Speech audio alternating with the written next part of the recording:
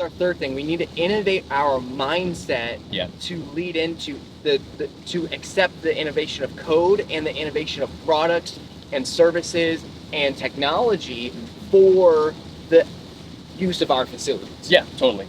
I think so.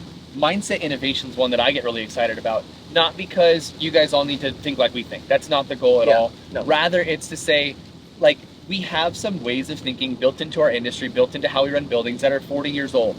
And they're based on 40-year-old understanding and information. And not that that all is untrue, but a lot of it has been researched and developed and furthered upon. And so if you're still thinking in a mindset that was developed 40 years ago, you're outdated. And I'm not saying that to attack anybody. I'm saying that to say, like, we need to be able to doubt the way that we've always thought.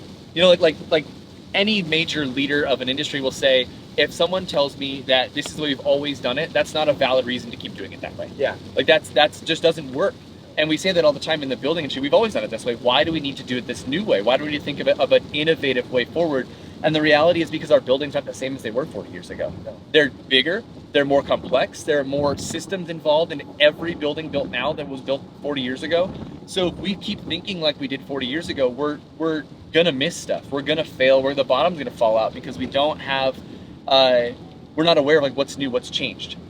So I think like innovating your mindset basically just means like doubt what you've always done or the way you've always done things, and look for evidence if that's still the best practice. Some of your mindset is fine, but a lot of it needs to be innovated to keep up with what's happening in the world today, not the world like maybe when you started in the industry however long ago. Yeah. Well, and I think, you know, you look at like the technology advancements.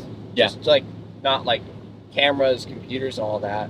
The technology advancements starting from 2000, like they're updated so frequently, and we're left with like security cameras. I learned this when I was at the AZ Arizona Society of Healthcare Engineers thing. This like 2 weeks ago. Yep. And it was crazy hearing about how amazing security cameras are innovating to start tracking people and tracking colors and using AI to help find either missing items, missing kids, or tracking a person who did something wrong. Like the innovation there is allowing, instead of scrolling through hours of footage for or hours of video for finding this 30-second clip. Right. Now it happens in 3 minutes. Yeah. Like it's amazing. Yeah. And so we've got to look at how do we provide innovation to free up our abilities to manage our facilities. Right. And that's going to require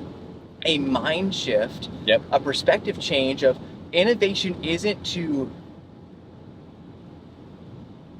like reduce or minimize your workforce, but it's to create a more efficient workforce in your facility.